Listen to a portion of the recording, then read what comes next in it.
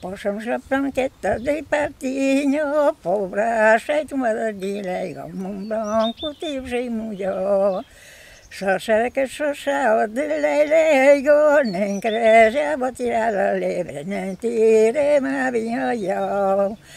La bala que tirava n'era pas de plom, n'era ma de pina marchandise, per fa d'un salamarion. Là, on est à Siussac, voilà, sur la commune de Vigeois. J'habite à la campagne et je suis fils de paysan et paysan moi-même pendant 25 ans. Et comme ça me posait des problèmes d'emploi du temps, j'ai arrêté pour me consacrer à ma passion, la danse folklorique. Alors la danse, je suppose que je suis né dedans parce que quand j'étais jeune, bon...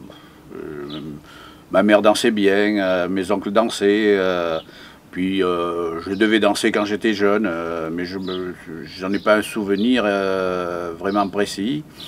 Et alors par contre, on avait un maire à Vigeois qui voulait nous faire des activités.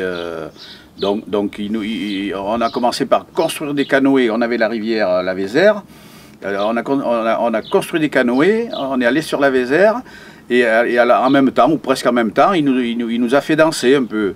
Et alors par contre, c'était la mode des danses autour du monde à l'époque, des danses folkloriques mondiales, quoi, disons. Hein. Et alors on a commencé par ça, tranquillement.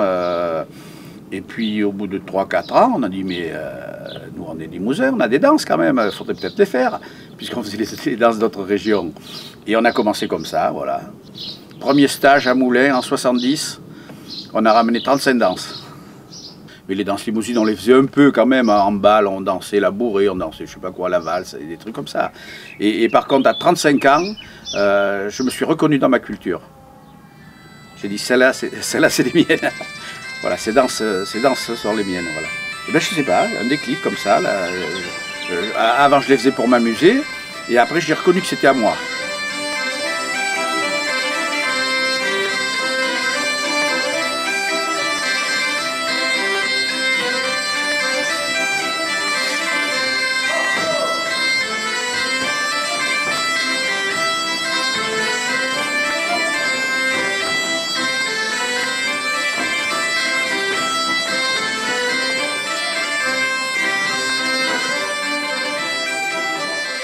Alors la bourrée, par contre, je suis né dedans. Moi, j'ai vu mes oncles, ma mère danser. Voilà. Donc après, quand on est imprégné petit, je pense qu'on a quelque chose. Quand on est né dedans, c'est quelque chose complètement naturel, quoi. On ne sait pas ce qu'on a, on l'a. J'ai gardé l'esprit paysan. Je me pose pas de questions. Je fais. C'est comme ça qu'ils réagissaient les paysans dans le temps, donc ça je l'ai gardé. Et alors par contre, au fur et à mesure que j'ai évolué, je me suis mis un petit peu à la musique, et là j'ai su que c'était vraiment à moi, parce que, comment dire, ça m'est arrivé de jouer un air de chez moi que je ne connaissais pas, et je le savais avant de l'avoir fini. Donc c'est quelque chose qu'on a en soi, quoi. Voilà. Disons que moi j'ai vu danser quelques personnes autour de moi, mais j'en ai pas tiré, comment dire, c'est une imprégnation. Alors par contre, après on est passé à l'époque où on avait quand même des formateurs qui nous disaient des choses. Et alors à l'époque, on avait des styles. À Bord-les-Orgues, on avait un style. Dans le Bas-Pays, on en avait un autre. Sur la Haute-Vienne, on en avait un autre. Et puis, et ce qui est vrai quand même, parce qu'après, moi j'ai pu approfondir ça, mais ce sont des généralités. Il y a des exceptions partout. J'avais mon oncle Léon qui avait son style à lui, certainement le seul en Limousin. Il dansait la bourrée en sautant par-dessus les chaises.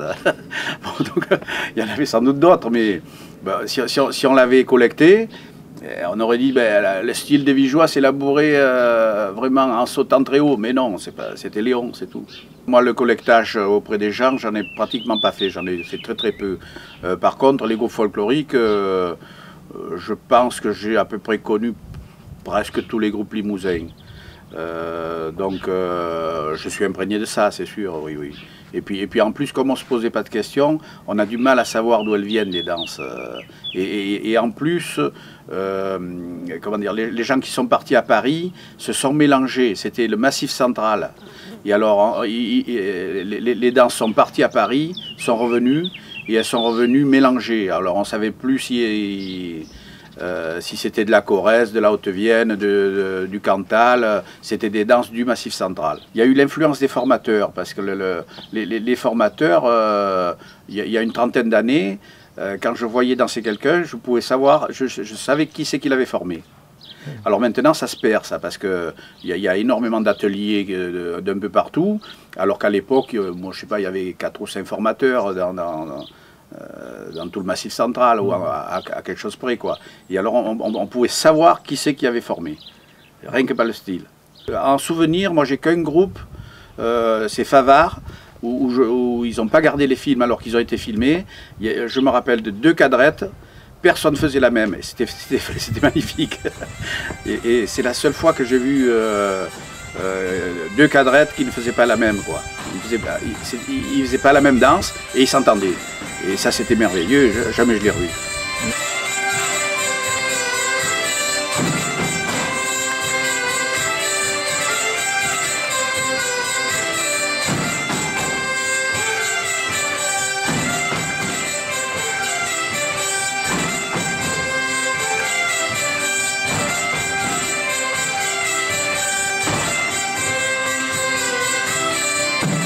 Il y a des styles différents. Nous, on la danse plutôt debout ici, que les Auvergnats la dansent plutôt en arrière, et la Haute-Vienne plutôt en avant, donc nous on est au milieu. Alors les styles de la bourrée viendraient de la façon dont on apprend à marcher. Alors donc, en Limousin, la maman se met loin là-bas, le papa se met en face, et le petit, il court après le parent qui est loin. Donc il court en avant comme ça. Alors que l'Auvergnat, on le tenait par-dessous les aisselles, donc il marchait comme ça. Et alors, c'est rigolo. Alors ça on n'en était absolument pas sûr, mais on a eu quelques stages où les gens, suivant les régions, ils venaient, ah ben oui, moi j'ai appris comme ça. Alors bien entendu, tout ça, ce sont des... c'est pas absolument tout le monde, mais n'empêche que les Auvergnats dansent bien sur leur talon, comme ça, voilà. Ils dansent comme ça. Alors que les Limousins, ils dansent plutôt comme ça. Voilà. Alors, voilà les différences de style. Et on en voyait aussi en Haute-Vienne, les enfants, on les tenait par les mains, donc, et la maman le tenait comme ça, et l'enfant était projeté légèrement en avant. D'où l'explication qu'on danse aussi sur les pointes. Et moi, on m'a appris à marcher comme ça. Voilà, et je danse sur la pointe des pieds. Voilà, la bourrée, toujours sur la pointe des pieds. Parce que j'ai une maman qui était, je suis briviste, mais une maman qui était originaire des Monts d'Ambazac. Alors, le pas de danse, chacun a son style. Mais c'était des styles personnels. Et des gens ont fait des recherches là-dessus. Alors, les exemples sont simples. À Vigeois, en 1850, il devait y avoir 500 danseurs de bourrée. Si on avait collecté à cette époque-là, on aurait eu 200 styles différents, un truc comme ça. Si on le collecte en 1980, il en reste un, Léon, et on aurait dit que c'était la bourrée de Vigeois, on sautait les chaises. C'est pas du tout vrai. Voilà, donc faut se rendre compte de ce phénomène-là. Apprendre la bourrée, c'est vraiment une affaire personnelle.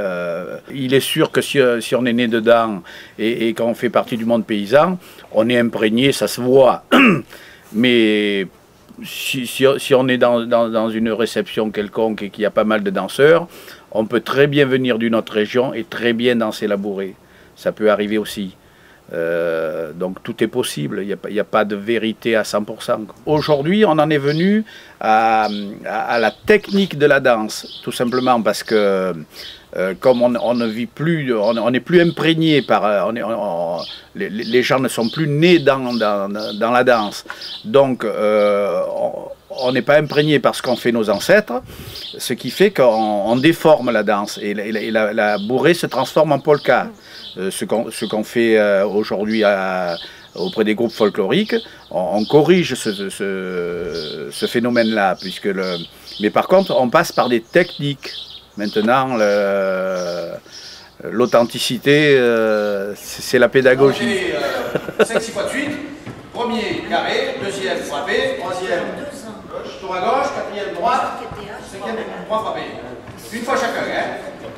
Carré. 3, 4. Chic, hop. 1, 2, 3, 4, 5, 6, 7, 8, 9.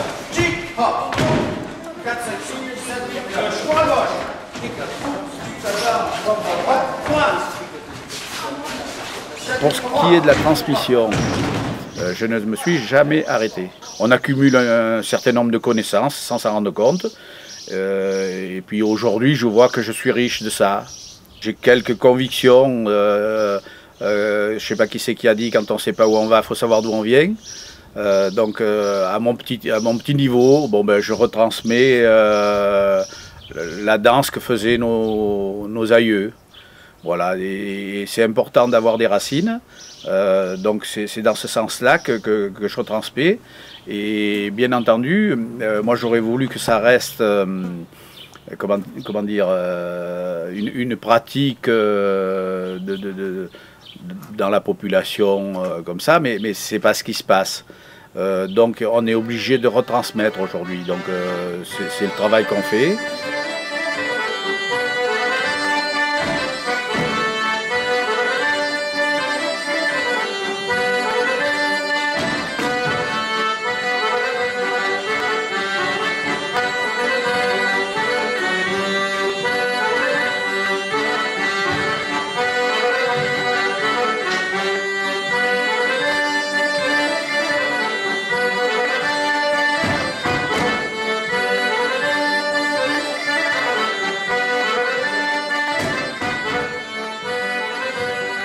Tout notre savoir, on ne demande qu'une chose, le retransmettre. Donc quand on nous dit ça c'est à nous, non, c'est pas à nous, c'est à tout le monde. Donc nous si on collecte, c'est pour retransmettre. Nous on n'en fait rien, on gagne rien, on dépense plutôt. Voilà.